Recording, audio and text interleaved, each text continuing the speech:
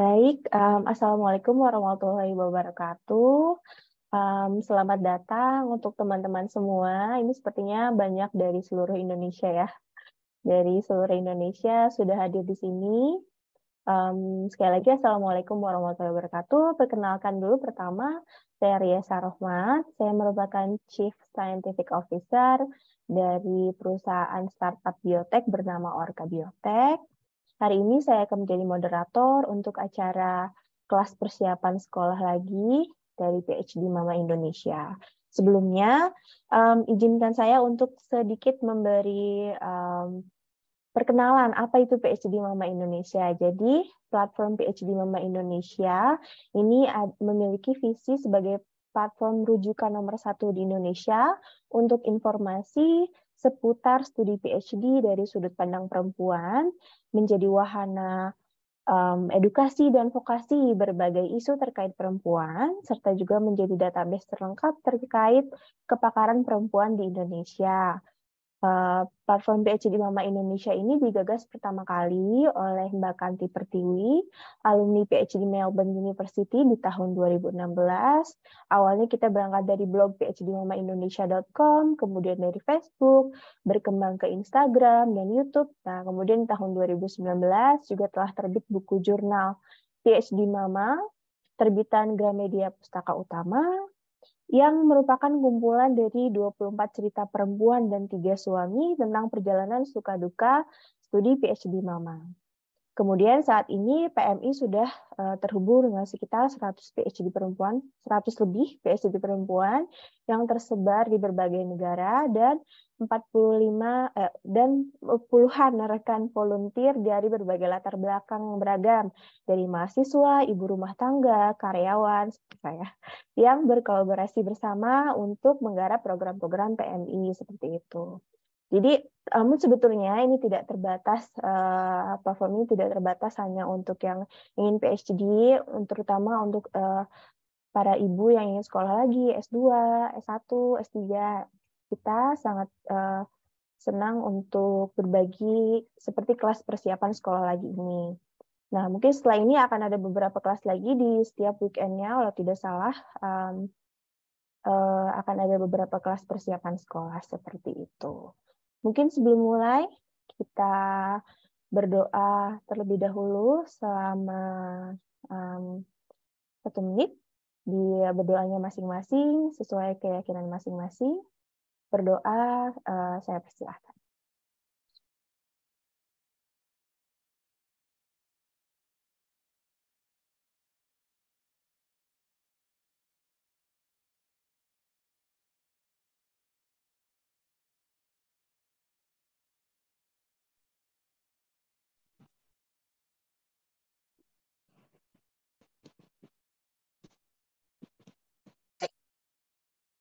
Baik, terima kasih. Berdoa selesai. Bagi para peserta, mohon maaf untuk jangan lupa mic-nya di-mute terlebih dahulu, supaya suaranya tidak bertabrakan. Jadi hari ini kita akan memulai kelas persiapan sekolah lagi dengan tema menyusun research proposal untuk persiapan PhD. Hari ini ada Mbak Yuzi Fauzia dari Bioscience, kemudian ada Mbak Nana juga untuk dari Soshumnya. Nah, ini ada halo Yuzi. Saya panggilnya nggak pakai Mbak karena kebetulan Yuzi ini teman seangkatan saya waktu kuliah dulu. Iya. Nah, ini ada Mbak Suci Lestari Yuwana atau biasa dipanggil Mbak Nana. Akan juga Halo, Kak Risa. Iya, halo Mbak, akan juga Halo berbincang semuanya. dengan kita hari ini. Nanti untuk teman-teman semua dipersilahkan kalau ada pertanyaan, silahkan langsung dituliskan di kolom chat. Akan kami bantu untuk bacakan nanti. Ya, sebentar. Baik, agenda hari ini kita akan mulai dari Yuzi dulu untuk dari research sharing tentang research proposal dari science, kemudian dilanjutkan oleh Mbak Nana nanti dari untuk bidang soskum. Nah, saya bacakan dulu sedikit profil tentang Yuzi. Oke, sebentar. Nama lengkapnya adalah Yuzi Fauziah PhD. Nah, domisilinya sekarang ada di Osaka, Jepang. Aktivitas sehari-harinya merupakan peneliti di RIMD Osaka University. Pendidikan terakhirnya S3 tentunya. Major dan topik risetnya adalah molecular virology di bidang microbiology dengan judul Ponesimod suppresses hepatitis B virus infection by inhibiting endosome maturation. Beasiswa yang diraihnya waktu itu adalah Taniguchi Scholarship dari RIMD Osaka University. Universitasnya di Osaka University, Jepang, seperti itu. Yuzi akan memaparkan tentang menyusun proposal selama 20-25 menit. Setelah itu, seperti tadi saya sampaikan, para peserta boleh langsung menyampaikan pertanyaannya di kolom chat. Nanti di akhir, setelah Mbak Nana menyampaikan tentang materinya, baru kita akan buka sesi tanya-jawabnya seperti itu. Kepada Yuzi, saya langsung saja ya. Persilakan. Terima kasih. Iya, terima kasih Riesa. Jadi halo semuanya. Perkenalkan, tadi terima kasih Riesa sudah atas perkenalannya. Jadi untuk kesempatan kali ini terima kasih pada para teman-teman yang sudah bergabung di kelas persiapan sekolah lagi. Untuk tema hari ini adalah untuk bagaimana caranya menyusun research proposal untuk persiapan PhD. Jadi sebenarnya di sini saya mau sharing aja, bukan yang serius apa gimana banget, enggak. Jadi ini mah saling belajar sama-sama aja. Karena sejujurnya saya pun enggak begitu banyak pengalaman menyusun research proposalnya ya. Kebetulan di Jepang itu research proposal lebih ke diperuntukkan untuk yang mau apply misalkan fellowship kayak postdoc gitu misalkan. Nah itu baru diharuskan untuk menyusun research proposal. Sementara itu untuk PhD di bidang biologi, kebanyakan risetnya itu yang sudah disusun oleh lab atau profesor di universitas tujuan. Sebenarnya seperti itu kalau di Jepang. Cuman yang saya tahu juga dari negara lain, misalkan di Amerika atau di Eropa, itu kebanyakan masih harus menyusun research proposal ya untuk bisa masuk ke program PhD di suatu universitas begitu. Jadi ini yang akan saya share di sini merupakan pengalaman saya yang tidak banyak ini, terus juga yang saya kumpulkan informasinya dari teman-teman yang kebetulan diharuskan untuk menyusun research proposal untuk apply atau gabung atau daftar di PhD, program PhD. Sebelumnya saya mau izin share screen dulu.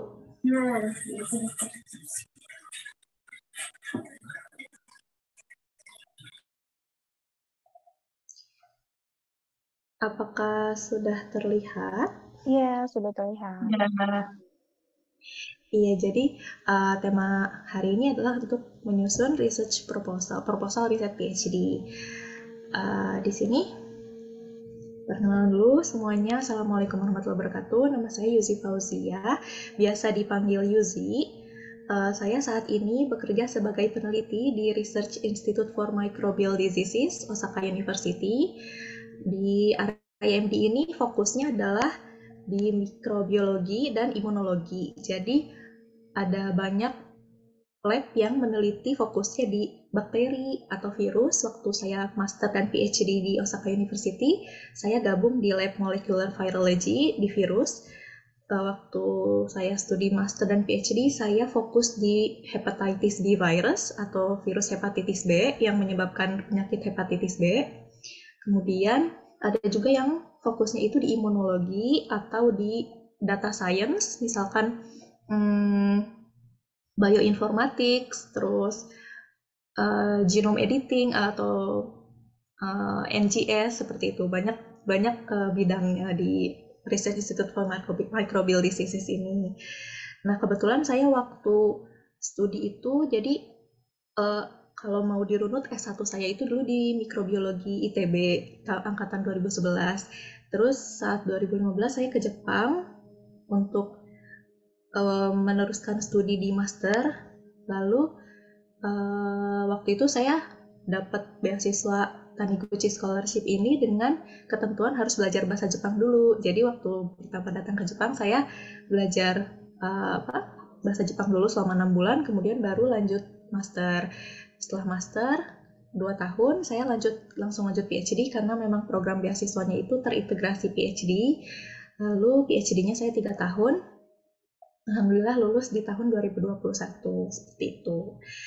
Nah, setelah itu saya sempat vakum dulu sebenarnya karena waktu itu jadi waktu lulus di tahun terakhir PhD itu saya hamil, lalu saya melahirkan, dan setelah lulus PhD karena anak masih sangat kecil, masih berapa 3 bulan waktu itu. Terus jadi saya mau fokus urus anak dulu, jadi saya memutuskan untuk vakum dulu. Saya di rumah bersama anak, dan mendukung suami juga waktu itu lagi studi PhD juga di sini sama. Lalu setelah setahun di rumah, saat tahun lalu 2022 saya memutuskan untuk menjadi peneliti di RIMD juga di Osaka University begitu. Nah, jadi topik hari ini tentang bagaimana menyusun proposal riset PhD. Yang pertama akan saya share adalah tentang gambaran umum dan pentingnya proposal riset PhD. Kemudian bagaimana cara menyusun proposal riset PhD, dan yang terakhir tips dan trik untuk menyusun proposal riset PhD. Nah, yang pertama, proposal riset PhD itu sebenarnya apa sih? Jadi, proposal riset PhD itu adalah rancangan singkat tentang riset penelitian yang ingin kita lakukan. Nah, biasanya proposal riset PhD ini dikhususkan untuk teman-teman yang ingin mendaftar PhD dengan tujuan untuk meyakinkan profesor atau universitas atau beasiswa tujuan tentang pentingnya melakukan riset tersebut. Jadi di sini proposal riset PhD itu sebagai salah satu syarat untuk biasanya apply ke program PhD di sebuah universitas. Tidak semua universitas mewajibkan pelamarnya untuk membuat proposal riset PhD, tapi yang biasanya dikhususkan itu yaitu biasanya yang terintegrasi sama beasiswa ya biasanya. Nah, dan ini pun biasa beda-beda. Jadi kalau untuk untuk ke profesor itu biasanya kita cukup dengan interview aja, tidak perlu yang bikin research proposal yang terlalu detail dan formal gitu.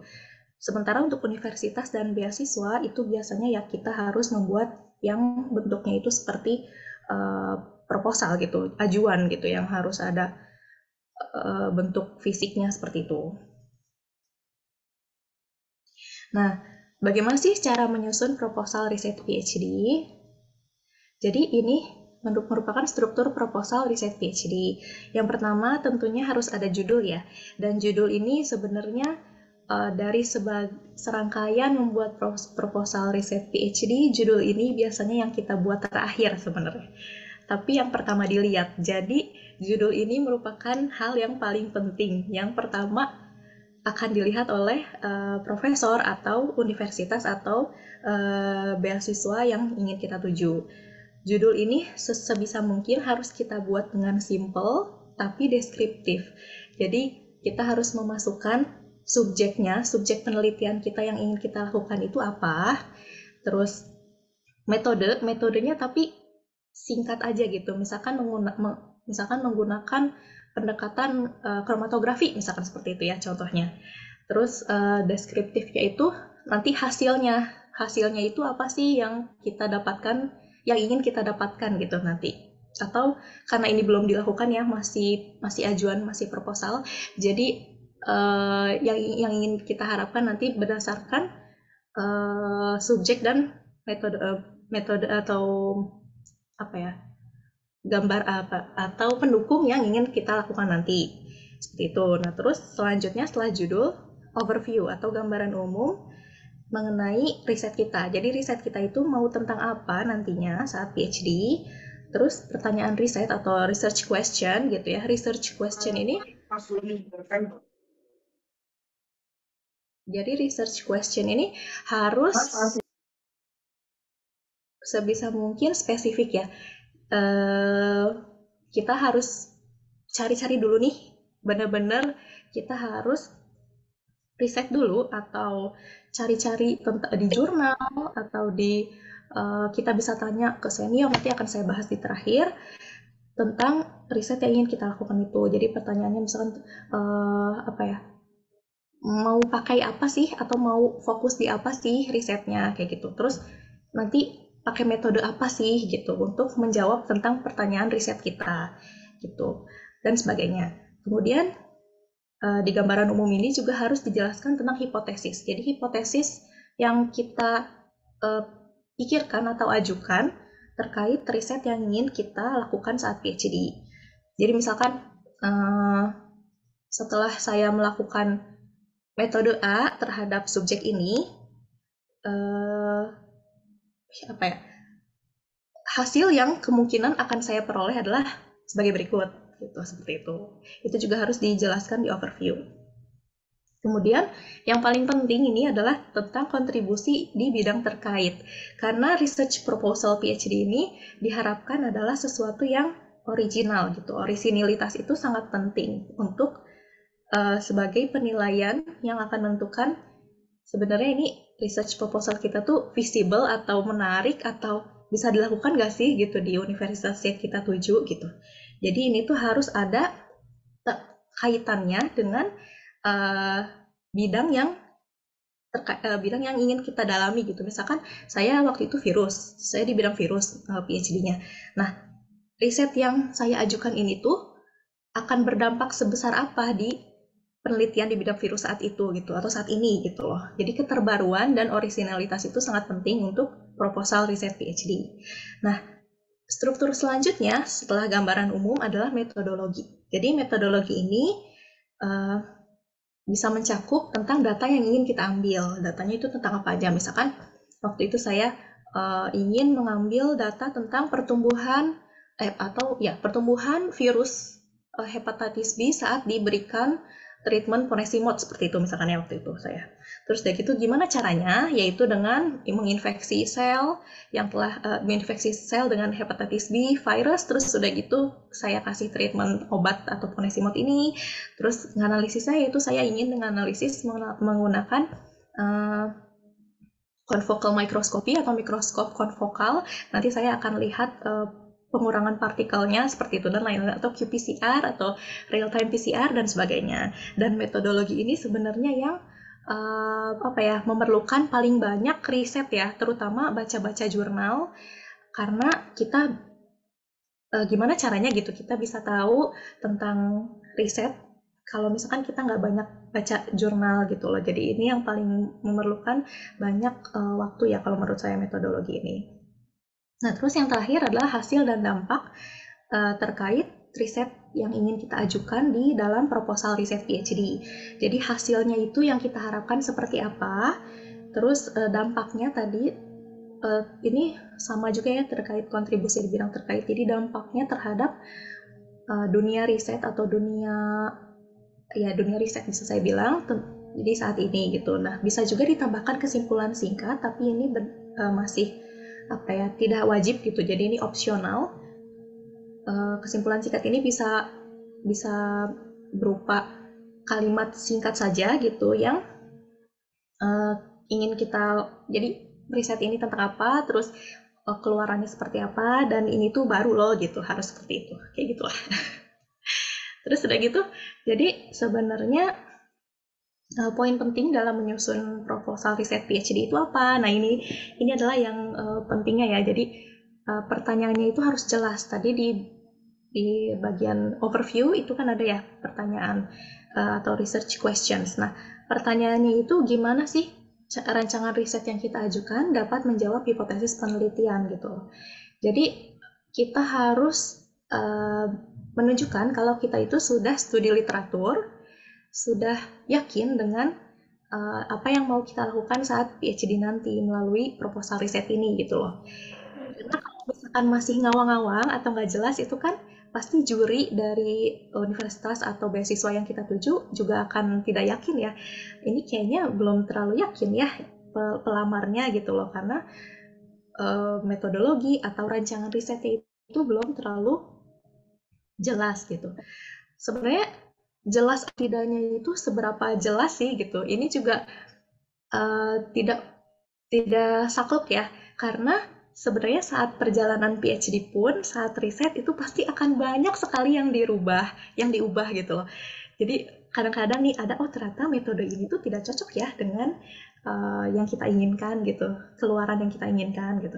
Oh ternyata sekarang ada ya metode baru, misalkan ada penelitian lain, riset baru nih, baru publish gitu. Wah ternyata ini bisa nih cocok untuk dipakai di riset kita, dan itu pasti riset kita tuh jadi berubah gitu. Tapi setidaknya selama 5 tahun ke belakang itu kalau bisa kita baca studi literatur, bisa dari paper, bisa dari conference gitu loh. Itu pasti banyak yang ngebahas tentang penelitian atau metodologi yang terkait dengan riset yang ingin kita ajukan di proposal riset PhD. Kemudian yang kedua, poin penting selanjutnya adalah signifikansi riset penelitian. Bagaimana ajuan riset yang ingin kita ajukan ini berdampak pada kemajuan riset secara keseluruhan. Nah, ini juga sebenarnya yang menjadi dasar dari penilaian juri ya. Jadi nanti juri akan lihat sebenarnya ini penting nggak sih gitu loh. Proposal riset yang diajukan sama pelamar ini tuh sepenting apa sih, sesignifikan apa untuk kemajuan sains di bidang tertentu gitu, kayak gitu. Jadi ini juga penting. Nah, poin penting terakhir adalah kenapa harus Anda gitu. Jadi kita tuh sebagai apa ya? Sebagai pelamar yang ingin diterima kan untuk program PhD di universitas tersebut atau di beasiswa tersebut gitu.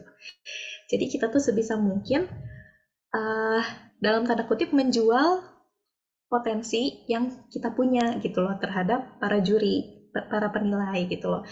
Jadi kenapa harus Anda yang melakukan riset ini gitu? Kenapa nggak orang lain aja? kenapa harus di universitas ini atau di lab ini gitu melakukan penelitiannya? Jadi ini juga perlu, kalau ini tuh yang diperlukan adalah kita riset tentang universitas tujuan atau kita riset tentang lab tujuan. Nah ini pentingnya PDKT sama lab member atau senior yang ada di lab itu, atau bahkan profesor atau PI, Principal Investigator di lab itu gitu loh. Kayak gitu. Jadi ini poin-poin penting yang diharapkan bisa diperhatikan untuk menyusun riset proposal PhD. Nah, yang selanjutnya, yang terakhir, poin terakhir adalah tentang tips dan trik untuk menyusun proposal riset PhD. Nah, yang pertama itu, jadi proposal riset ini jelas dan tidak ambigu. Maksudnya, kita tuh mungkin punya banyak ide ya dalam menyusun proposal riset ini, atau saat kita studi literatur pasti kita menemukan banyak ide gitu loh. Dan kita tuh kadang nggak terfokus ke satu ide gitu loh. Kadang kita ingin masukin ide ini, kayaknya ide ini bagus juga deh dimasukin untuk di proposal riset. Tapi sebenarnya yang seperti ini tuh bikin juri jadi bingung. Sebenarnya ini mau ngelakuin yang mana risetnya gitu. Jadi cukup di satu ide aja yang jelas dan tidak ambigu. Terus itu melanjut ke poin kedua ya. Terus juga terstruktur seperti yang tadi sudah saya sedikit bahas tentang struktur di riset proposal. Kemudian yang terakhir itu ikuti panduan universitas atau beasiswa tujuan. Jadi kadang ada universitas yang mengharuskan bikin riset proposalnya misalkan 2000 kata gitu ya. Nah itu diharapkan diikuti aja, atau lebih seringnya sekarang dibebasin aja gitu loh. Mau berapa kata kek, mau sepanjang apa, tapi sebisa mungkin semakin singkat itu semakin baik, tapi dalam singkatnya proposal riset ini harus jelas gitu. Susah emang. Terus yang terakhir ada lagi ini poin yang dusnya yang sebaiknya dilakukan, yaitu siapkan waktu yang cukup.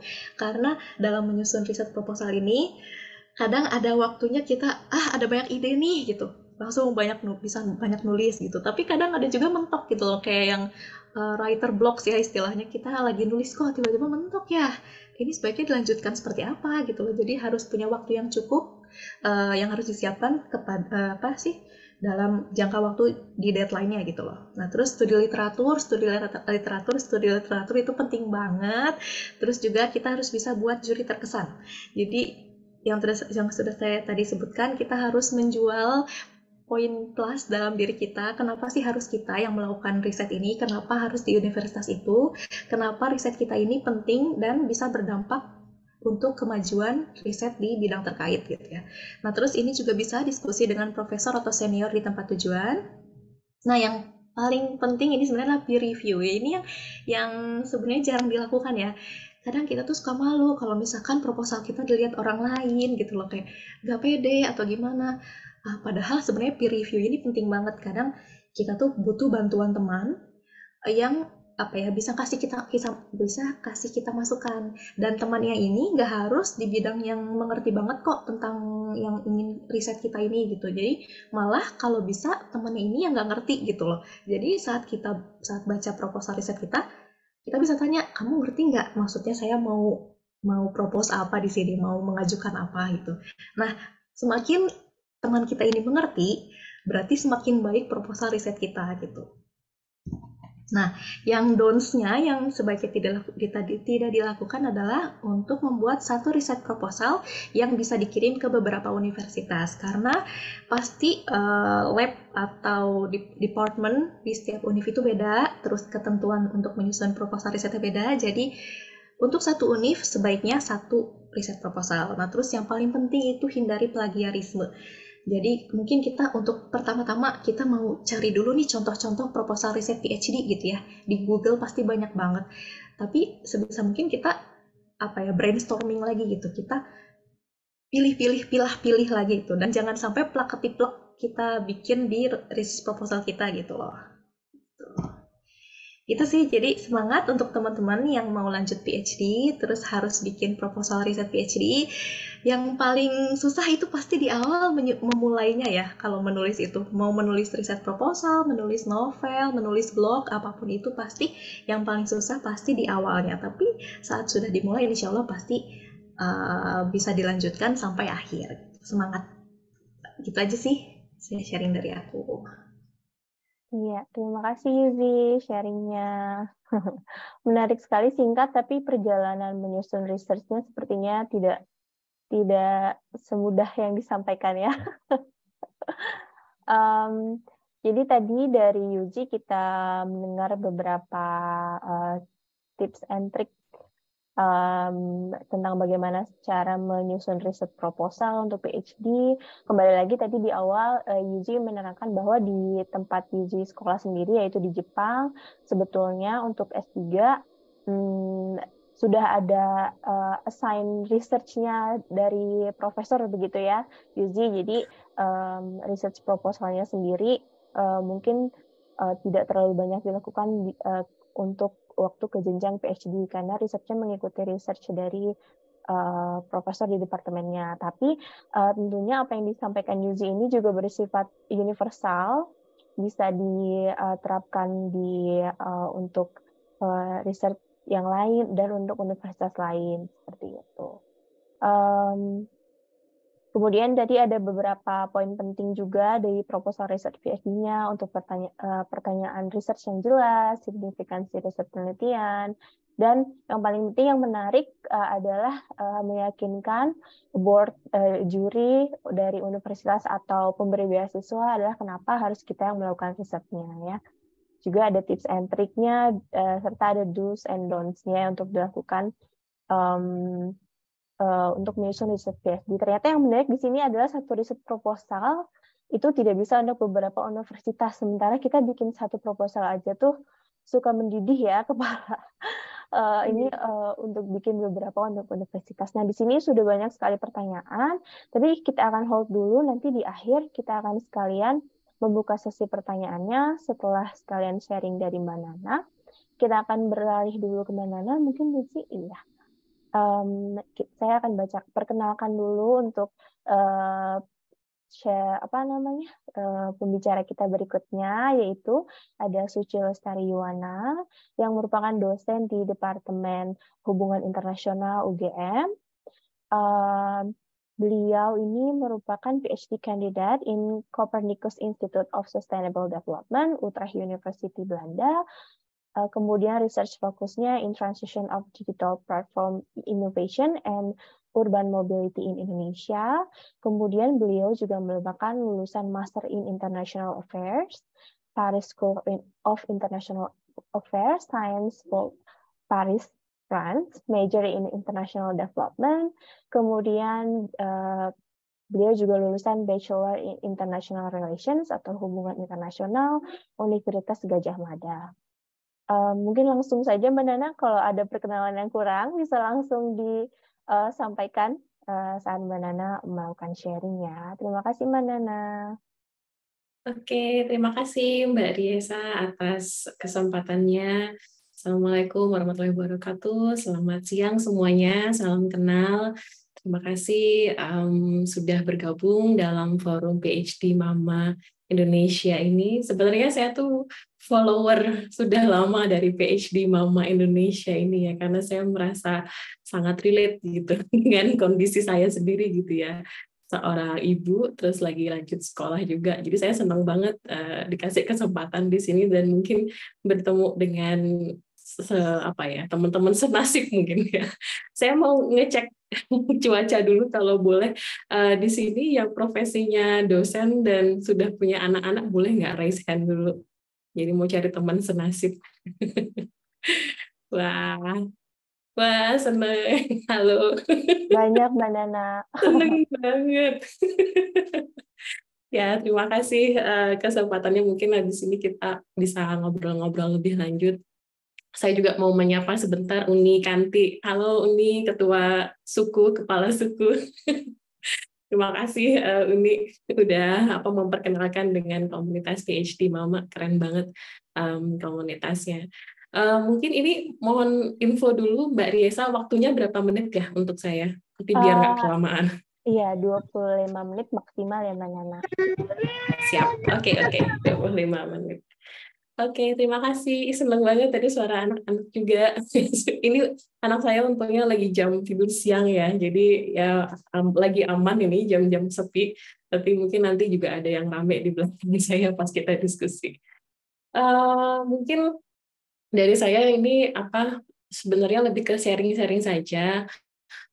Saya ingin menyampaikan 5 poin begitu yang ingin saya bagikan dari pengalaman saya. Mungkin tadi sama seperti Mbak Yuzi juga, mungkin waktu saya diminta share cara menulis proposal, saya tuh agak minder juga sebenarnya, karena saya baru nulis satu proposal riset PhD gitu ya.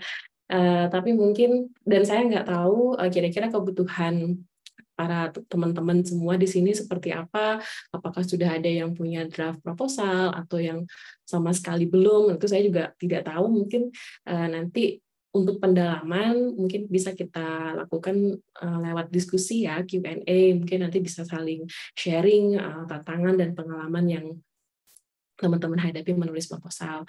Nah, di sini mungkin saya ingin berbagi pengalaman pribadi saya, begitu kalau boleh, terkait tentang menulis proposal PhD.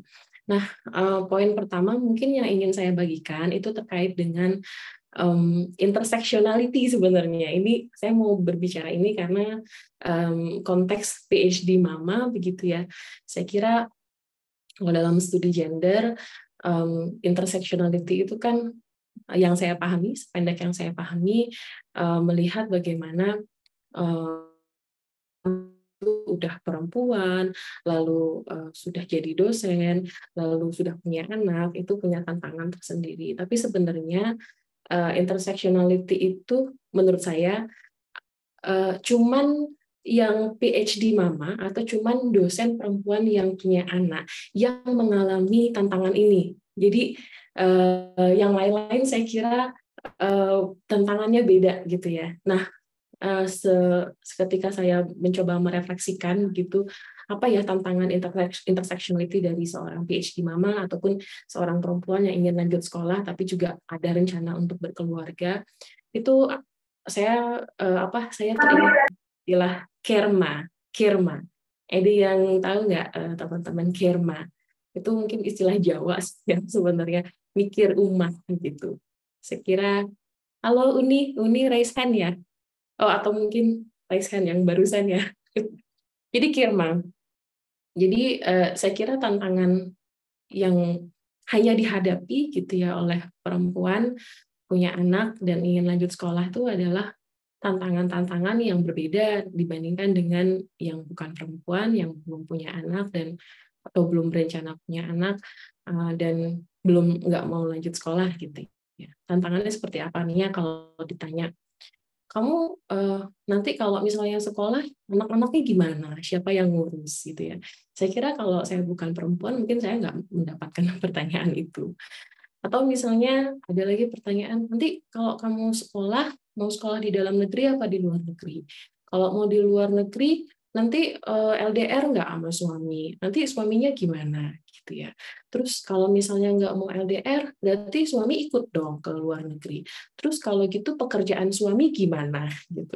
Terus nanti kalau misalnya udah selesai sekolah, suaminya nggak kerja, balik ke Indonesia, nanti gimana suaminya membangun karir lagi gitu.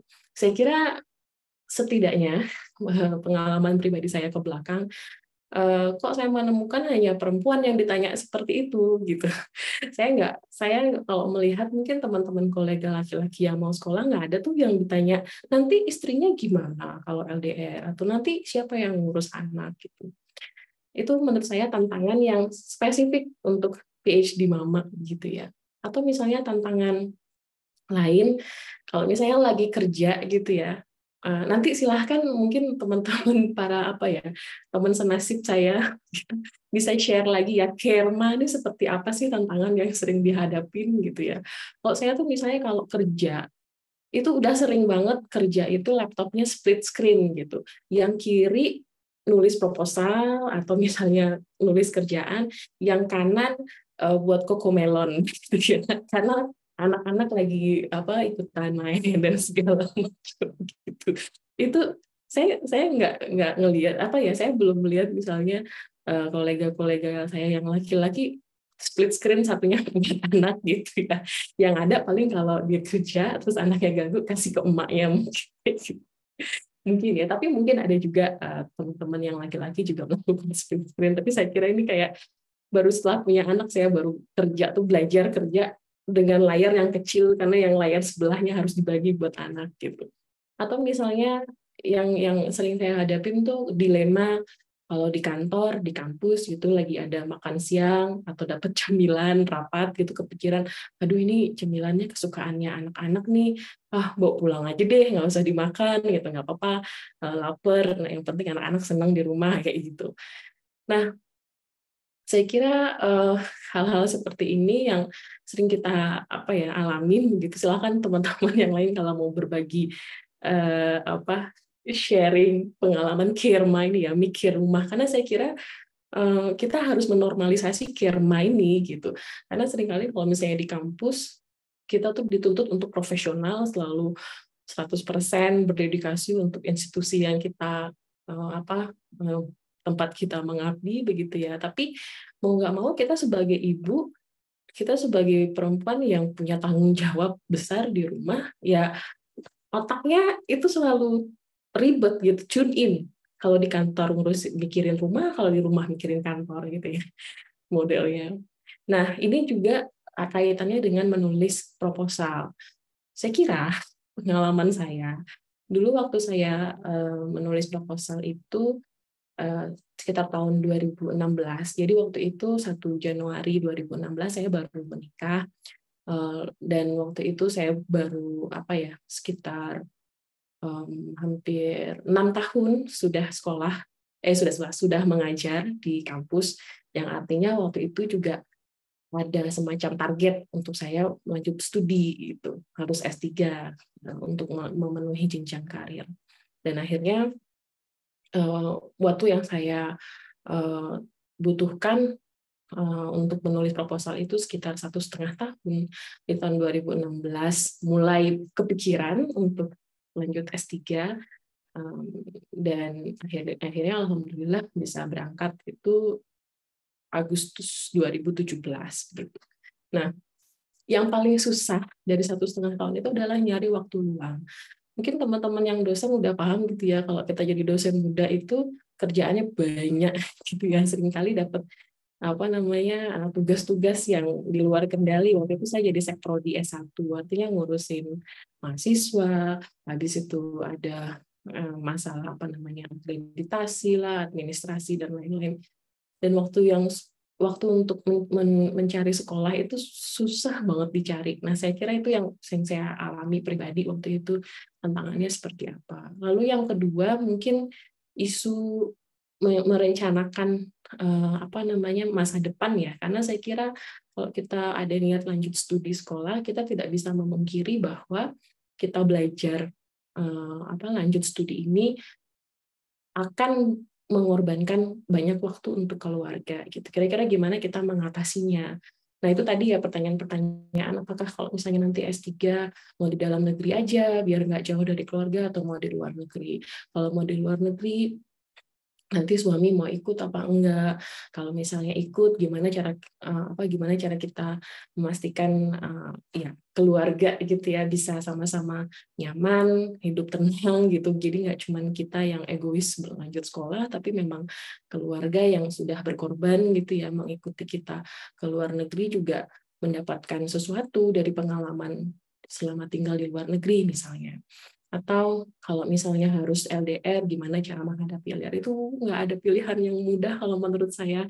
Pengalaman sharing dengan teman-teman PhD itu semua pengalaman yang berat begitu, tapi mudah-mudahan sih, saya nggak tahu sih, yang pasti berat begitu ya. Saya setuju tadi dengan Mbak Yuzi bilang, nah ini bukan pilihan yang mudah untuk lanjut S3. Itu yang pertama poinnya, maaf kalau agak gloomy dikit, tapi saya kira yang ingin saya ceritakan adalah sebenarnya mungkin masalah dari menulis proposal itu bukan karena kita tidak pintar atau kita tidak cukup intelek untuk menulis proposal, tapi bisa jadi sebenarnya karena mungkin kita kurang memprioritaskan diri kita sendiri gitu ya. Kalau sebagai ibu kita sering banget menempatkan diri kita terakhir gitu. Tapi karena ini adalah studi lanjut, mungkin mau nggak mau kita harus memperjuangkan sedikit waktu, sedikit energi untuk agenda kita juga, gitu, agenda mendidik diri sendiri. Nah, poin yang kedua sekarang saya mau lanjut, proposal yang baik itu seperti apa? Ini pengalaman atau hasil refleksi saya ketika menulis proposal.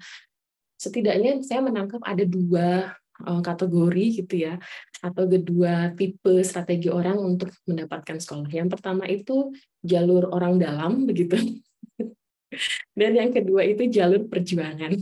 Maksudnya jalur orang dalam itu gimana? Yang saya temui misalnya banyak teman-teman itu yang saya sudah kenal dengan supervisornya jauh sebelum dia sekolah S3.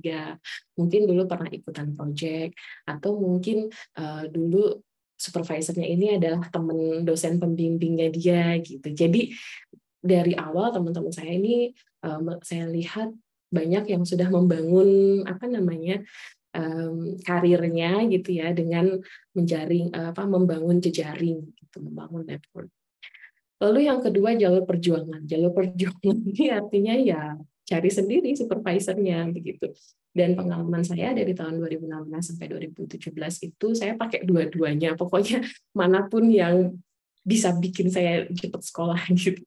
Jadi jalur orang dalam saya tanya teman-teman dosen, ada nggak calon supervisor yang bisa saya yang bisa saya dekati gitu ya, approach. Terus ada yang masih respons gitu, ada yang enggak gitu. Jalur perjuangan, setelah saya menulis proposal, saya mengirimkan email, waktu itu targetnya 1 email 1 hari. Jadi waktu itu sekitar 1,5 bulan atau sekitar 2 bulan, setiap hari pokoknya saya spend 1 jam gitu ya untuk menulis email ke 1 calon supervisor. Jadi mungkin hampir sekitar 30-40-an proposal yang saya kirim. Nah, dari semua jalur itu sebenarnya saya mendapatkan beberapa respons ya. Saya ingat ini saya senang banget diundang ini. Jadi kemarin saya langsung buka email saya yang lama-lama untuk mengenang kembali perjalanan submit proposalnya. Nah, waktu itu dapat respons dari Sciences Po Paris. Jadi karena waktu itu saya kuliah S2-nya di Sciences Po Paris, saya mendekati lagi dosen-dosen saya waktu S2, saya kirimin proposal saya semua. Cuman waktu itu kendalanya adalah saya udah dapat LOA dari Sciences Po Paris, tapi ada syarat yang menurut saya agak berat, jadi bikin saya mundur. Syaratnya itu adalah 1 tahun saya harus kuliah dulu, dan kalau kalau misalnya di akhir tahun nilai saya bisa minimal 16 dari 20, maka saya boleh lanjut ke tahun kedua, 3, dan 4 untuk PhD. Tapi sayangnya, buat saya itu agak tricky ya pengalamannya, karena agak gambling gitu waktu itu saya mikirnya, ini kalau misalnya 1 tahun saya udah boyong keluarga terus nanti nggak lulus gimana gitu. Jadi menurut saya pilihan ini terlalu merugikan untuk agenda keluarga. Jadi saya memutuskan untuk dengan berat hati mundur gitu. Karena waktu itu Xiongpo itu udah yang ini di otak saya mau ke sana pokoknya gitu. Agak ngotot waktu itu. Cuman ya akhirnya saya belajar untuk lebih fleksibel gitu. Maksudnya saya nggak bisa memilih sesuatu yang nanti konsekuensinya akan merugikan tidak hanya saya sendiri tapi juga keluarga. Lalu saya coba mendekati yang lain-lain. Waktu itu ada dari Malmo University juga memberikan respon yang baik, udah dapet calon supervisor, tapi kendalanya di kampus. Jadi waktu itu saya menerima beasiswa LPDP. Nah, Malmo University itu saat itu punya syarat minimal gaji yang boleh diterima oleh PhD. Nah, masalahnya adalah jumlah beasiswa LPDP itu di bawah syaratnya Malmo, syarat UMR-nya Malmo. Dan waktu itu dari Malmo nggak mau ngasih top up gitu, biar saya bisa memenuhi. Ya mau nggak mau akhirnya saya mundur karena uangnya kurang, kira-kira gitulah mungkin sederhananya. Lalu dari Cardiff juga sangat positif, bahkan supervisornya udah email-emailan, udah memilih daily supervisor juga. Tapi waktu itu akhirnya saya juga memutuskan untuk mundur begitu karena masalah ada pilihan yang lain yang menurut saya justru lebih kalau melihat agenda keluarga lebih cocok gitu. Jadi dari sisi biaya hidup waktu itu, seingat saya di Cardiff itu jumlah beasiswanya kalau nanti dikurangi biaya hidup dan lain-lain terlalu mepet gitu untuk keluarga waktu itu. Lalu yang berikutnya ada di Copenhagen. Copenhagen ini juga sama. Jadi saya udah dapat calon supervisor, tapi masalahnya calon supervisornya waktu itu hanya asisten profesor. Padahal kalau mau jadi promotor minimal associate profesor. Jadi dia harus cari asisten profesor dan waktu itu agak susah nyarinya. Jadi ya mau nggak mau mundur juga. Lalu ada dari Warwick juga sama waktu itu. Dan akhirnya dapatlah yang di Utrecht ini. Saya kira mungkin ini pelajaran hidup buat saya ya. Maksudnya adalah mungkin kalau saya memutuskan untuk berhenti waktu Malmo nolak gitu, ya udah mungkin saya nggak sekolah sampai sekarang gitu ya. Tapi waktu itu pelajarannya saya juga harus belajar ngotot sih, ya udahlah coba-coba lagi aja gitu. Akhirnya dapat yang di Utrecht, dan di Utrecht ini prosesnya sangat cepat. Jadi saya kirim proposal Desember 2016, lalu waktu itu saya ingat lagi liburan tahun baru, lalu langsung di respons minta wawancara Januari 2017 dan alhamdulillah dapat LOA Februari 2017. Jadi 1 bulan kemudian langsung dapat LOA dan alhamdulillah ya bulan Agustus langsung bisa berangkat gitu. Jadi kembali lagi ke poin saya, proposal yang baik itu akhirnya seperti apa sih kalau saya coba refleksikan sebenarnya mungkin kalau dilihat tipe proposal yang saya sering baca begitu. Yang pertama adalah proposal yang mengikuti isu-isu empiris terkini. Jadi apa isu yang lagi hits sekarang dan itu kita tulis sebagai proposal riset. Ini kalau dari sisi soshum ya. Mungkin itu akan memiliki banyak kemungkinan diterimanya. Atau yang kedua adalah proposal yang butuh yang mengikuti perkembangan teori terkini begitu. Caranya gimana untuk mengikuti perkembangan teori? Cara yang saya pakai biasanya saya baca artikel SLR gitu ya, Systematic Literature Review tentang topik saya. Jadi topik riset saya tentang sharing ekonomi. Waktu itu saya cari paper yang udah mereview sharing ekonomi sehingga ketika menulis proposal, saya mengambil referensi dari paper-paper itu, karena paper SLR itu pasti sudah memberikan perkembangan terkini mengenai perdebatan teoritisnya gitu. Nah, itu saya kira dua trik penting yang saya pelajari ketika menulis proposal. Dan yang terakhir, prinsip yang saya pegang akhirnya adalah mungkin kita nggak perlu pusing memikirin proposal yang groundbreaking atau yang membuat novelty atau yang punya theoretical contributions gitu ya. Tapi yang paling penting adalah bagaimana membuat proposal yang jadi. Itu aja sih. Jadi aja dulu proposalnya. Karena ketika saya melihat ke belakang, proposal saya yang dulu saya tulis sama akhirnya sekarang disertasinya seperti apa itu sangat jauh sekali bedanya gitu ya. Jadi saya kira justru itu adalah proses belajarnya gitu. Kalau disertasi kita sama dengan proposal kan berarti kita nggak belajar apapun gitu. Jadi menurut saya ya, proposal riset tuh nggak ada yang sempurna, nggak ada yang udah kelihatan ini bakal menerima Nobel gitu, nggak ada sih menurut saya. Tapi ya prinsipnya adalah proposal udah yang penting jadi dulu gitu. Itu mungkin yang saya pelajari. Nah, terus poin yang ketiga, tadi poin yang kedua proposal yang baik seperti apa. Poin yang ketiga adalah prosesnya bagaimana, apa yang saya alami selama 1,5 tahun itu. Ini saya mau cerita real talk begitu ya.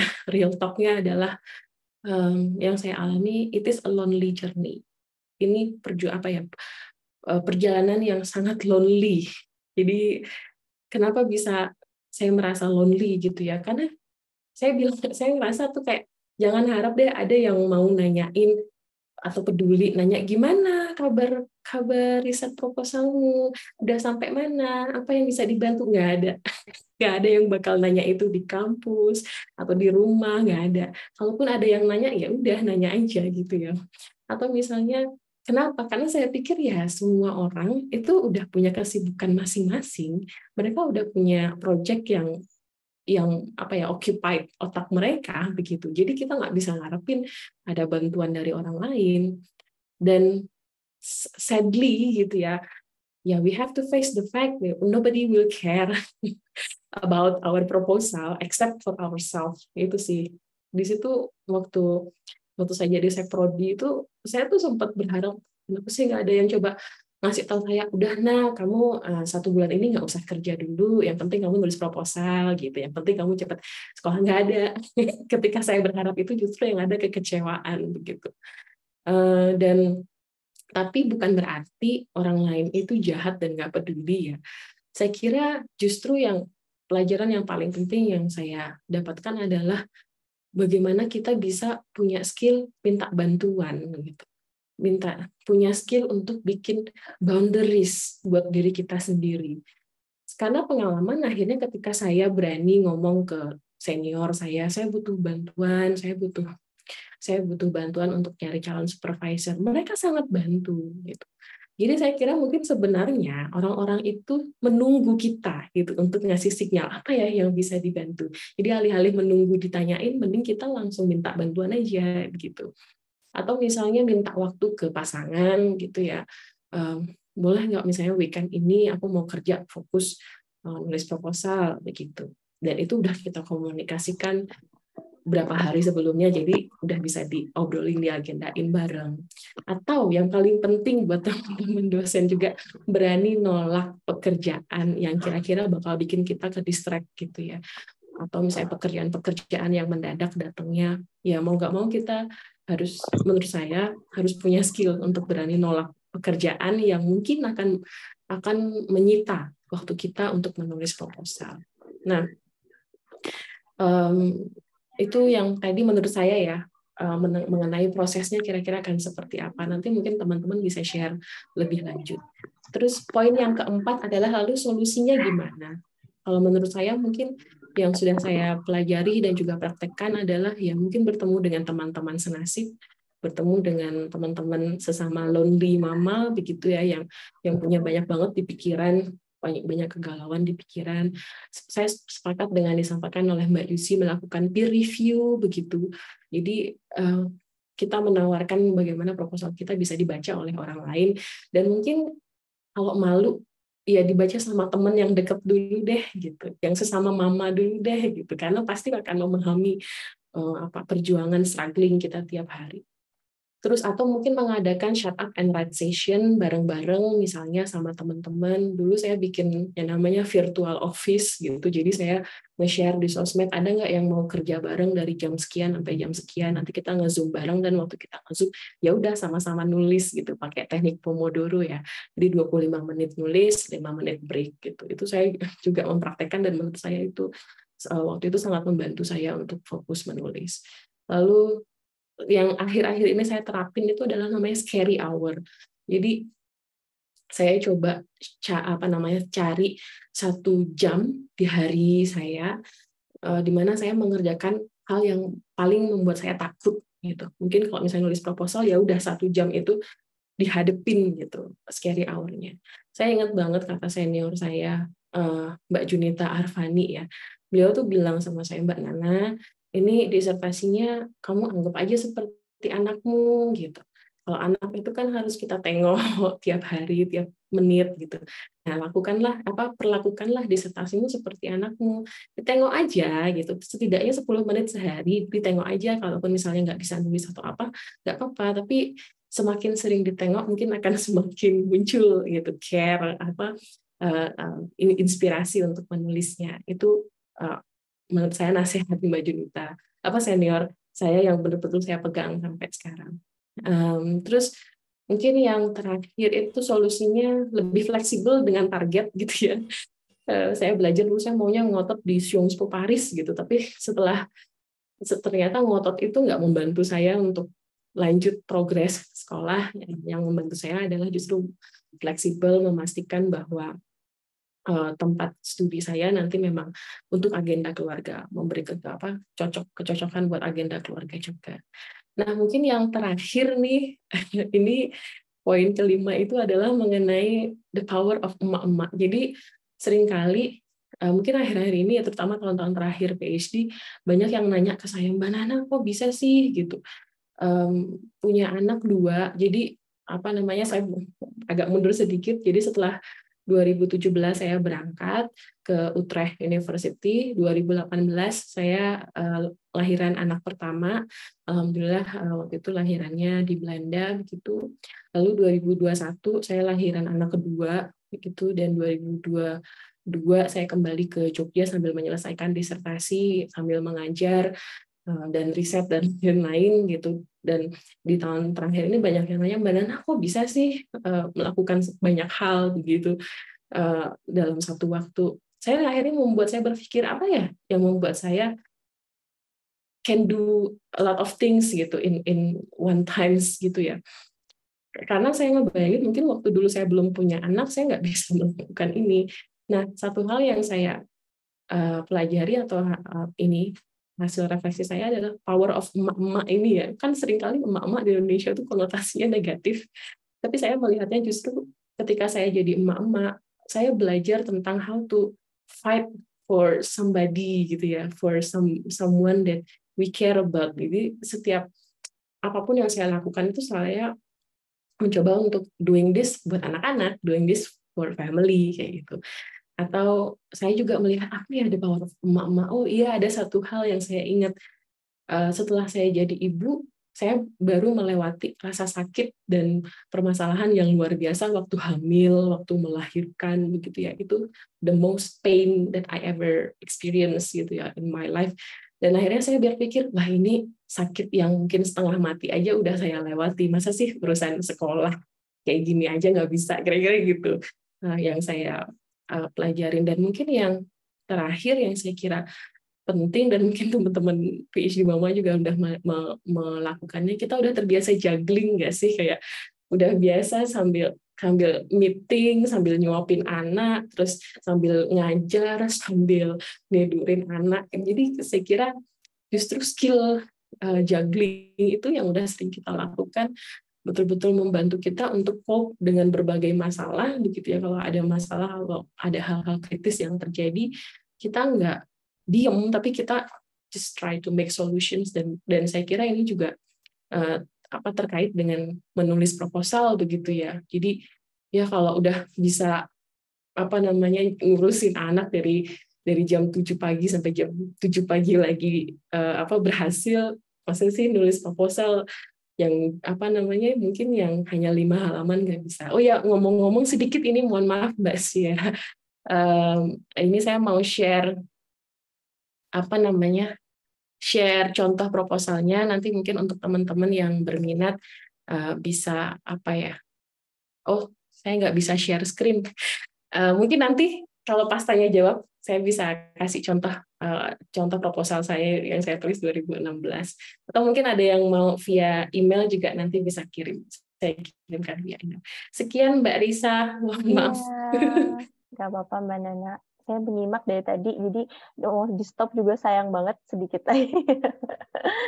Oke, mungkin kita sekarang langsung saya akan bacakan sedikit poin-poin tadi dari Mbak Nana sebelum masuk ke sesi Q&A. Tadi poin pertama dalam menulis riset proposal PhD itu terutama untuk para perempuan yang sudah punya keluarga, yang sudah punya anak juga, itu tantangan tersendiri adalah intersectionality, di mana pikirannya kadang bercabang, bukan karena tidak bisa, bukan karena kurang pintar, tapi kadang suka terlalu banyak yang dipikirkan dan terlalu banyak perannya mungkin ya, jadi sulit untuk menyelesaikan atau bahkan memulai. Kemudian dari poin kedua, proposal yang baik itu seperti apa? Tadi ada poin-poinnya adalah mengikuti isu-isu empiris terkini, terutama untuk soshum. Kemudian proposal yang mengikuti teori terkini. Caranya tadi dari Mbak Nana adalah banyak membaca artikel SLR atau Systematic Literature Review. Kemudian tidak perlu memikirkan membuat proposal yang groundbreaking atau huge impact. Yang penting adalah proposal yang jadi, karena yang terpenting adalah proses belajarnya nanti. Kemudian yang ketiga adalah proses menulis research proposal ini adalah lonely journey, tapi bukan berarti orang lain itu jahat dan tidak peduli, tapi ini juga merupakan saatnya di mana kita belajar untuk meminta bantuan, juga set boundaries. Kemudian poin keempatnya, dari rangkaian solusinya ada mungkin bisa bergabung ke komunitas yang atau punya komunitas yang senasib dan sepenanggungan, terutama untuk ibu-ibu. Kemudian mengalokasikan waktu khusus untuk mengerjakan hal, terutama hal-hal yang kita takutkan, kemudian lebih fleksibel dengan target. Kemudian poin terakhirnya adalah terutama untuk ibu-ibu adalah power of emak-emak katanya. Kata Mbak Nana, bagaimana kita belajar fight for somebody, dan juga sebagai ibu-ibu tentunya kita sudah sangat terbiasa untuk juggling ya. Iya, benar banget Mbak Nana, setuju. Mungkin kita langsung masuk ke sesi pertanyaan. Nanti ini udah banyak banget pertanyaannya Mbak Nana dan Yuji. Coba saya bantu spotlight dulu untuk isinya. Iya. Oke, ini dari pertanyaan pertama dulu. Nah, sebetulnya ini kita sangat terbatas waktunya, jadi mungkin tidak akan semuanya terbaca, namun mungkin dari Mbak Nana dan Yuji nanti kalau ada yang belum selesai, apakah berkenan kita forward pertanyaannya? Terus mungkin nanti ada kita bantu untuk publish lewat Instagram untuk pertanyaan yang belum terjawab lewat nanti akan dibuatkan notulen seperti itu ya. Kemudian ini pertanyaan pertama, nama saya Joni. Untuk membuat proposal S3 atau bioriset, haruskah dari nol apa memang dapat tawaran dari prof yang sudah kenal atau bagaimana? Gitu. Ini sekalian tambahan pertanyaan dari saya, karena kan memang biasanya profesor itu sudah punya grand research mereka seperti apa ya, maksudnya tidak serta-merta beliau punya menerima riset apa saja, tapi kadang kan sudah ada roadmap-nya, PI itu ingin risetnya seperti apa, seperti itu. Bagaimana kita membuat research proposalnya juga, apakah harus dari nol, dan bagaimana supaya tidak kelihatan sotoy gitu ya di depan PI yang sudah punya grand research seperti itu. Siapa duluan yang mungkin mau jawab? Dari Yuzi dulu mungkin?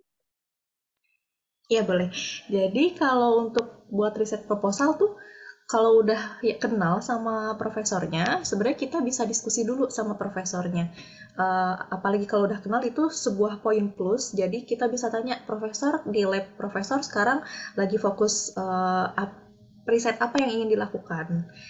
Profesor pasti akan dengan senang hati gitu ya menjawab itu, dan sedikit banyak pasti akan menjelaskan, oh tentang ini, kamu mungkin bisa baca paper 5 tahun ke belakang, biasanya gitu sih. Jadi yang penting dalam menyusun riset proposal itu, dalam studi literaturnya, kalau bisa kita baca paper di lab tujuan di 5 tahun ke belakang gitu. Nggak harus semua, tapi yang apa ya, yang mungkin menarik dan sejalan dengan riset yang ingin kita lakukan. Nah, kalau udah tahu profesornya mau ngelakuin riset ini, kita bisa mulai studi literatur tentang riset yang ingin dilakukan profesor tersebut. Malah menurut saya ini jadi apa ya, stepping stone ya, jadi nggak harus dari nol, malah jadi kita bisa langsung aja fokus ke bidang itu selama kita emang tertarik ya mau riset di bidang itu. Kalau misalkan sama sekali nggak tertarik, nah baru kita bisa diskusi ke profesor itu. Tapi Prof, saya misalkan punya ide nih tentang ini, menurut saya ini juga sejalan dengan lab profesor gitu. Kira-kira visible nggak ya dilakukan di lab profesor gitu. Terus kira-kira grant atau apa ya, dana riset yang sudah dimiliki profesor ini bisa nggak ya mengcover untuk riset yang ingin saya lakukan, seperti itu. Ini menjawab juga pertanyaan Rie dan Mas Joni, ya Mas Joni ya tadi ya. Ya. Jadi gitu sih, nggak harus dari nol, apalagi kalau udah terkenal sama profesornya. Gitu. Baik, Mbak Nana ada yang mau ditambahkan? Kalau saya juga sepakat ya, mungkin gimana supaya bisa ketemu. Ini kalau yang jalur perjuangan ya, yang kita nggak tahu belum tahu profesornya siapa gitu. Dulu saya mencarinya googling sih topiknya gitu ya, karena waktu itu kan saya topiknya tentang sharing ekonomi, jadi saya langsung googling apa konferensi-konferensi tentang sharing ekonomi, terus saya lihat siapa profesor-profesornya gitu. Nanti dari situ saya kepoin profesornya, riset interestnya apa, cocok nggak dengan proposal saya, terus baru saya coba kirim email gitu sih.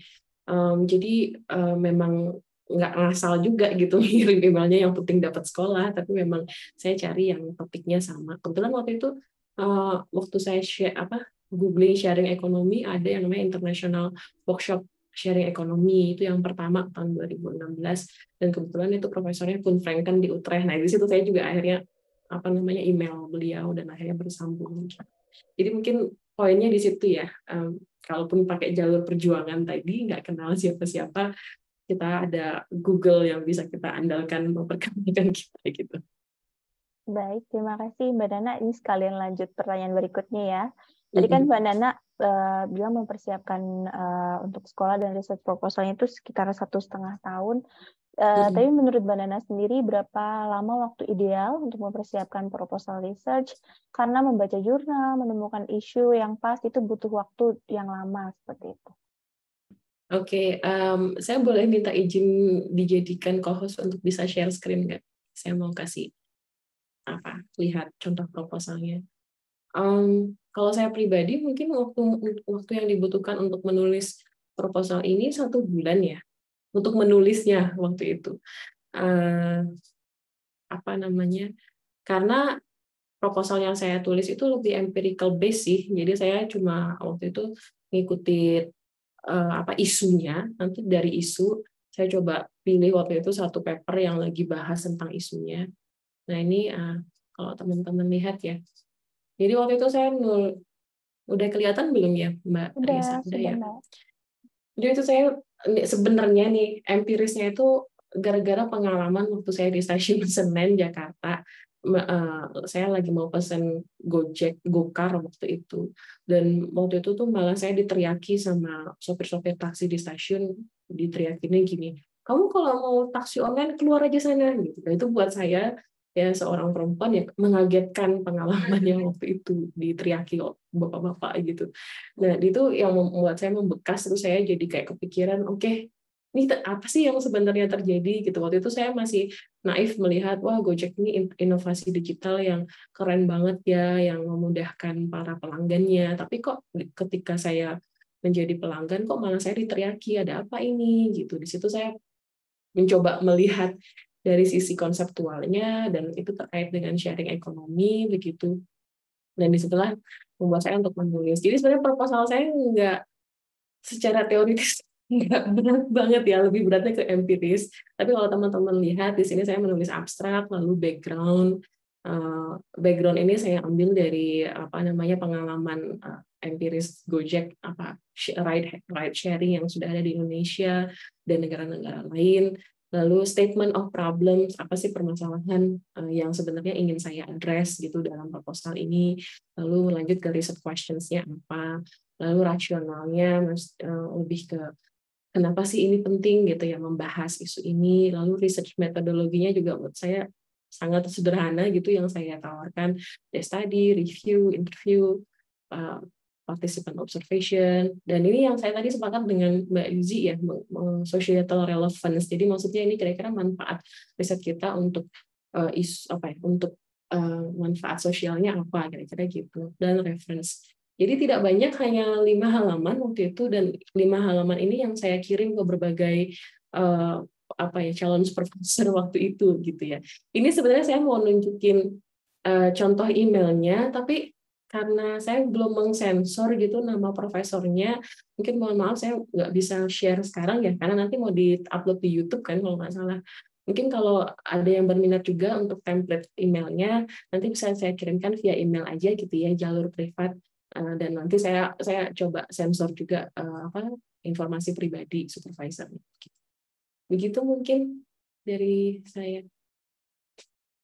Terima kasih Mbak Nana. Mungkin Yuzi ada yang mau ditambahkan? Sudah sangat jelas ya penjelasan. Siap. Kita langsung ke pertanyaan selanjutnya. Dalam membuat research proposal biasanya ada format-format yang memerlukan kita mencantumkan timeline gitu. Apakah ada triknya supaya timeline-nya itu tidak terlalu saklek, maksudnya masih open to discussion and other opportunities, namun tetap convincing untuk calon supervisor? Bisa dimulai dulu dari Yuzi mungkin? Iya boleh. Jadi untuk timeline penelitian, kalau di bidang sains, biologi gitu ya, biasanya itu ini tergantung disesuaikan dengan lamanya studi PhD-nya gitu. Jadi kan kadang di Jepang itu ada yang 3 tahun, ada yang 4 tahun, tergantung departemennya apa. Terus kalau di negara lain pasti beda lagi, rata-rata 4 tahun ya untuk PhD. Nah, ini tuh biasanya 1 tahun terakhir itu dijadikan untuk spare waktu untuk nulis paper gitu ya. Jadi soalnya 1 tahun, bahkan 1 tahun itu kalau bisa untuk submit papernya gitu. Kalau bisa nulis paper itu di tahun ketiga. Jadi sebisa mungkin riset kita bisa dilakukan dalam waktu 2 tahun atau sampai 3 tahun lah ya. Itu. Nah, gimana caranya biar bisa fleksibel dan gak saklek?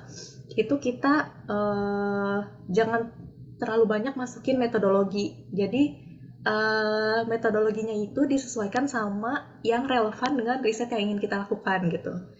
Dan biasanya nih lebih mudah kalau kita lihat metodologi penelitian yang dilakukan oleh lab yang kita tuju gitu loh.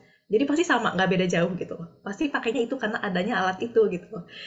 Nah, jadi nanti profesor akan lihat, oh ini benar-benar udah riset ya, dan ini visible gitu loh, dilakukan sampai waktu masa PhD-nya selesai dan tidak akan molor gitu sih. Itu jawaban dari aku.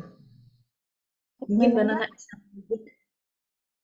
Ya, tadi sih kelihatan kalau di proposal saya nggak ada timeline justru ya. Tapi waktu itu sempat ditanya timeline-nya dari waktu wawancara sih gitu. Dan waktu itu saya ya timeline-nya, ini timeline riset kan ya. Waktu itu saya menyebutnya timeline risetnya karena saya tuh PhD by publication, jadi saya harus nulis 4 artikel jurnal lalu dikompilasi menjadi disertasi. Jadi itu saya menulis tahun pertama menyiapkan proposal, tahun kedua cari data gitu, tahun ketiga empatnya nulis. Kira-kira itu sih. Jadi agak sedikit beda kalau yang sosmed lebih fleksibel kayak timeline-nya. Baik, kita langsung ya. Kemudian ini seringkali penelitian PhD itu studi kasusnya tentang Indonesia, sedangkan kuliahnya di luar negeri dan diharapkan novelty-nya juga tingkat global. Justifikasinya untuk studi kasus ini seperti apa? Kemudian ada lanjutan pertanyaannya, indikator novelty-nya itu memang seperti apa sih gitu sebagai kita dalam menulis proposal riset. Mbak Nana dulu boleh, Mbak? Kalau saya juga risetnya tentang Indonesia ya, dan saya sih lebih sebenarnya argumentasinya ke konseptualisasinya sih gitu. Jadi saya nggak bilang riset saya tentang taksi online di Indonesia, tapi riset saya tentang bagaimana sharing ekonomi itu bertransisi, apa dimensi-dimensi politik dari sharing ekonomi. Jadi saya kira kalau teman-teman risetnya akan melakukan riset fieldwork-nya di Indonesia, coba mungkin mencari teorinya atau konsep yang lebih luas gitu ya, yang ingin dikontribusikan. Nah ini kan mungkin kalau ada yang mau share nanti bisa ya share contoh proposalnya, mungkin saya bisa ngasih masukan yang lebih mendalam gitu. Karena saya nggak kebayang sosum tuh banyak banget ya, luas banget ilmunya gitu. Mungkin itu Mbak Riesa. Silakan Yuzi, boleh menambahkan. Iya, jadi kalau di bidang biologi itu ada beberapa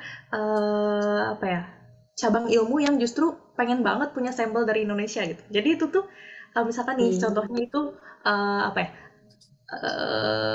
metabolomik itu tuh sampelnya kan luas banget ya.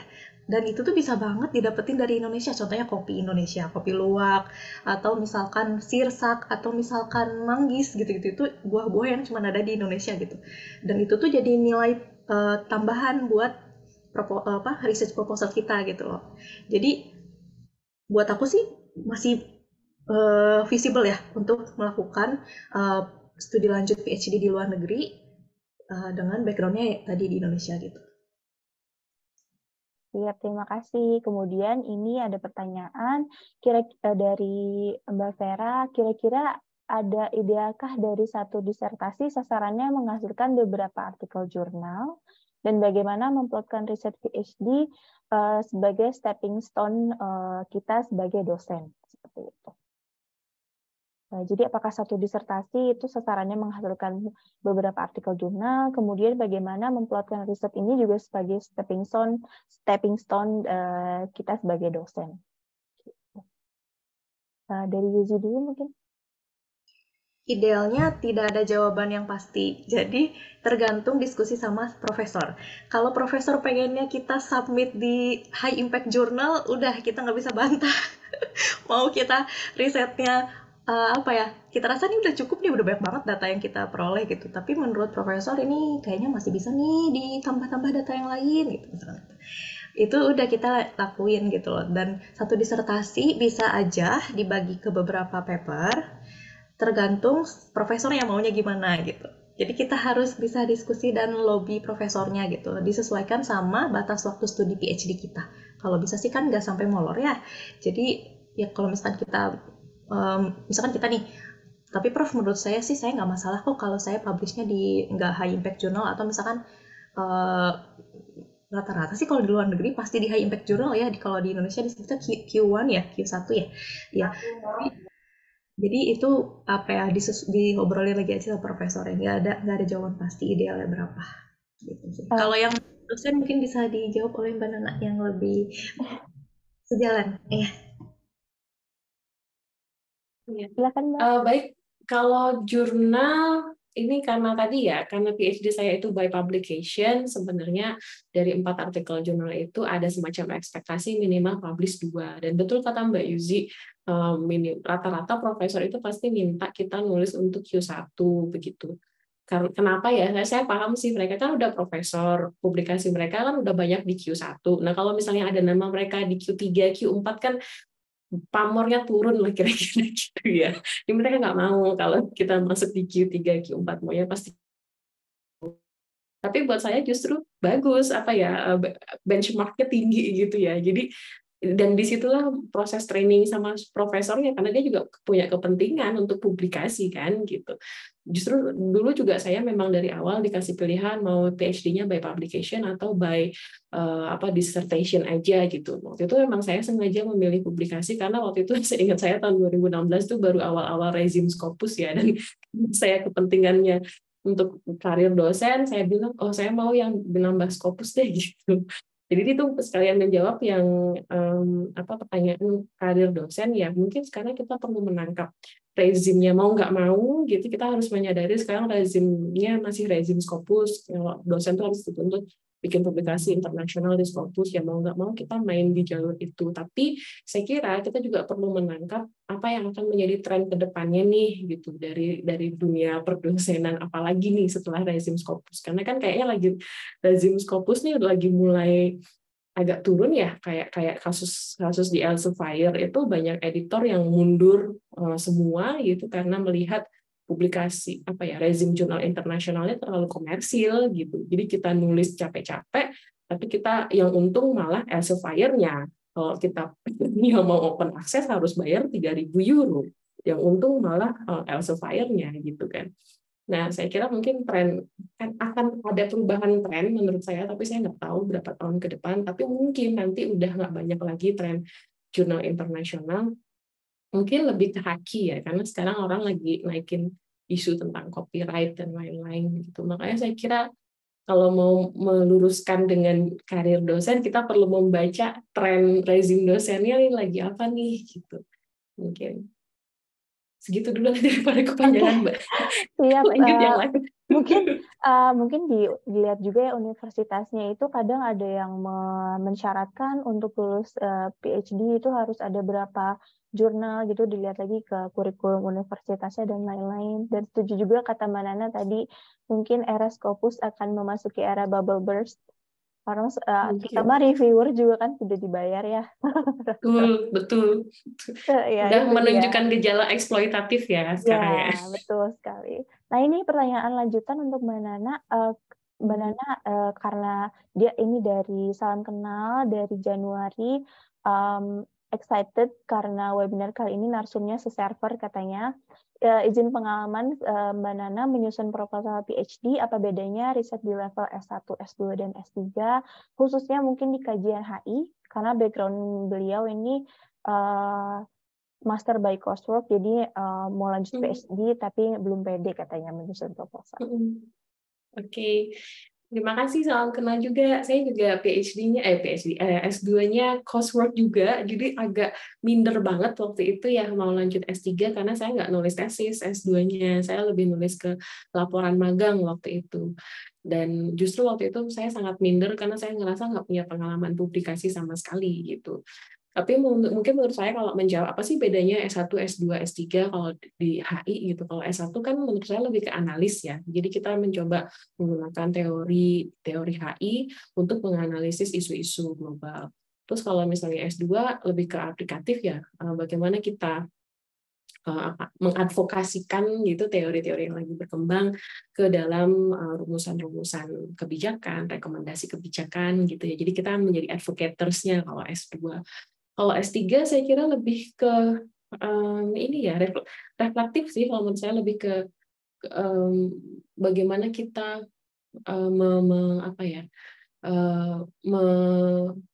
mengemukakan gitu. Jadi kayak kita mundur ke belakang, kita merefleksikan selama ini studi HI itu udah belajar apa aja sih, terus apa sih yang belum dipelajarin di HI. Nah itu menemukan celah-celah bahasa HI-nya, mungkin celah-celah emansipatorisnya kira-kira gitu. Tapi maaf, ini mungkin terlalu keren kayak bahasanya, tapi kayak menemukan celah-celah yang belum banyak dibahas orang, mungkin kira-kira gitu sih. Semoga membantu. Baik, terima kasih. Kita lanjut ya. Ini untuk Mbak Nana dan Pak Yuzi juga, kira-kira apakah ada bare minimum yang harus dimiliki seseorang ketika meng-email supervisor, dan apakah research proposal juga harus sudah ada sebelum kita menghubungi supervisor. Kemudian ada tips nggak bagaimana menentukan research topiknya, terutama untuk ibu-ibu nih yang udah lama vakum dari dunia perkuliahan gitu. Mungkin dari Yuzi dulu bisa. Maaf tadi banyak banget ya pertanyaannya. Iya, intinya apakah ada modal awal nggak? Apakah harus sudah punya riset proposal tidak untuk menghubungi supervisor? Dan kan berarti harus kepikiran research topiknya. Tipsnya apa nih, terutama untuk ibu-ibu yang udah lama vakum dari dunia akademik? Berminimumnya itu nggak ada ya kalau menurut aku. Yang penting mah pede, yang penting mah mau gitu loh, ada kemauan sih. Jadi eh, kalau mau hubungin profesor, sebenarnya profesor tuh kan sangat sibuk ya. Jadi nggak mungkin bacain satu riset proposal setiap orang yang mau apply ke dia gitu loh. Jadi sebisa mungkin malah di cover letternya atau di email kita jabarin tapi sesingkat mungkin dan bisa eye catching gitu loh buat profesornya gitu. Jadi malah kalau ke profesor dulu, kalau mau kenalan dulu nggak usah bikin research proposal dulu. Malahan kita apa ya, PDKT dulu aja gitu loh, kayak ini saya mau ngerjain ini profesor, saya tertarik karena di lab profesor itu udah ngerjain ini. Itu kan salah satu menunjukkan kalau kita tuh benar-benar tertarik ya di lab beliau karena kita udah riset dulu nih tentang background di labnya profesor ini gitu. Nah baru, terus dari itu tadi kalau misalkan udah lama vakum sebagai ibu terus mau lanjut sekolah ya, apa ya? Mungkin banyak baca jurnal aja dulu kali ya. Itu poin dasar sih menurut aku ya untuk bisa tahu seenggaknya di sekarang ini lagi hits apa, lagi banyak meneliti tentang apa gitu. Terus nanti baru kalau udah mulai warm up nih, udah mulai panas, baru kita mulai nulis thesis proposal ya. Semangat ibu-ibu semuanya. Silakan Mbak Nana. Sama, saya juga setuju sama Mbak Yuzi. Mungkin tambahan aja, tadi kayaknya ada yang nanya, perlu nggak kita nyampein kalau kita punya anak dan lain-lain gitu ya? Saya kira perlu dari awal, bahwa rencana kita misalnya nanti mau bawa anak, atau suami mau ikut, dan lain-lain, saya kira perlu. Karena itu akan menjadi filter juga sama profesor ya. Kalau emang profesornya tanda kutip family friendly, maka dia akan memberikan solusi dan nggak apa-apa gitu ya.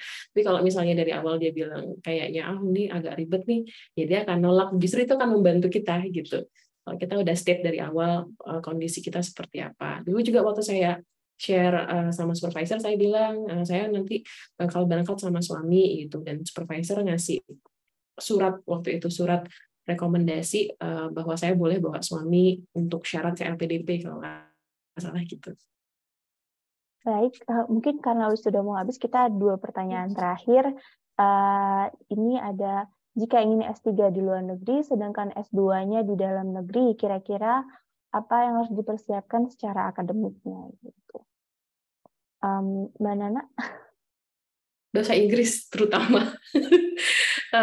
Apa ya?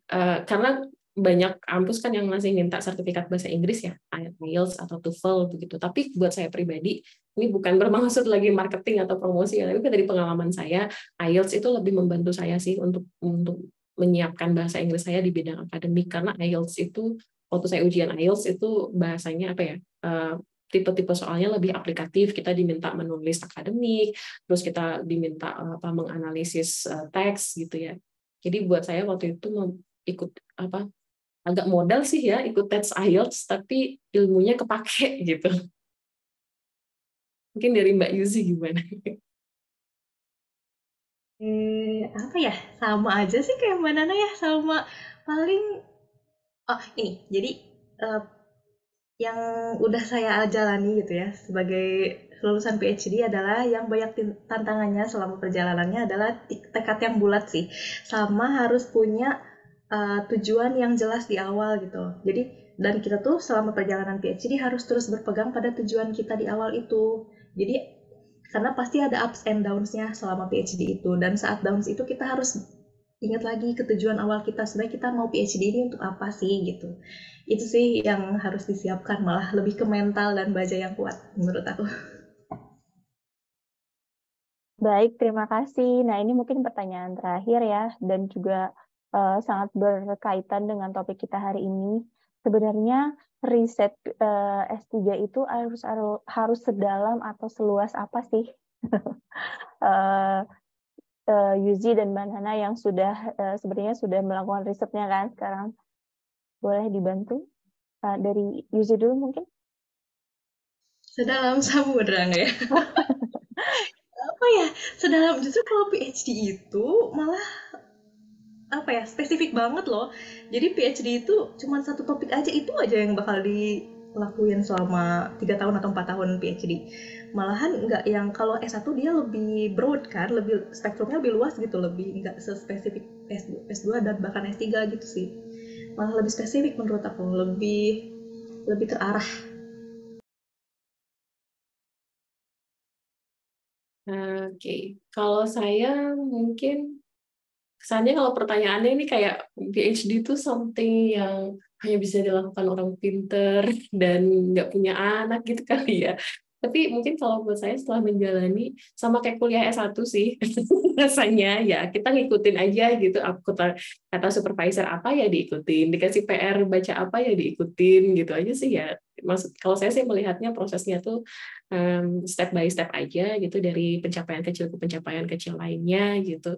Bahkan saya merasa apa ya skill menulis saya jauh terlatih gitu ketika PhD karena sering banget dapat apa review-review dari supervisor, dan skill yang paling terlatih juga adalah project management gitu karena kita kan PhD itu doing research by ourselves gitu ya, sering kali di Sosmo misalnya kita punya riset sendiri ya, kita yang ngatur ini mau data collection kapan, sama siapa yang dihubungi, ngatur budgetnya gimana. Dan saya kira skill project management itu penting, apa ya, terlatih banget, terasah banget selama PhD itu gitu.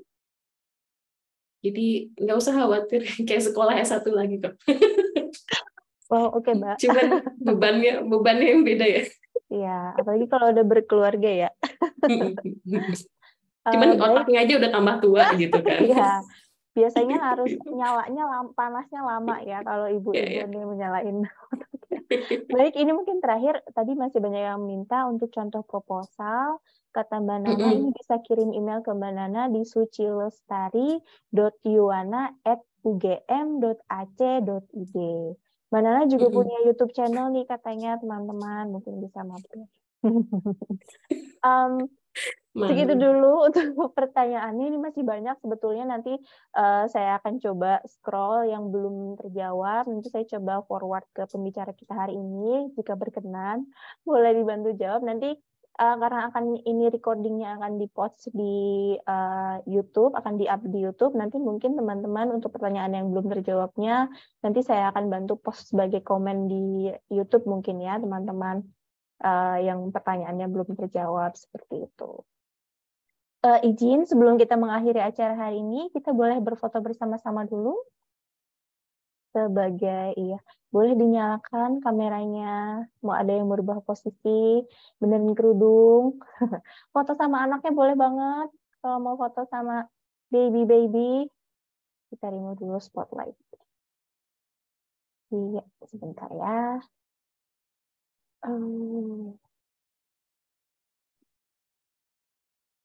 Baik, Mbak Sania bisa dibantu untuk foto bersama ya? Ya,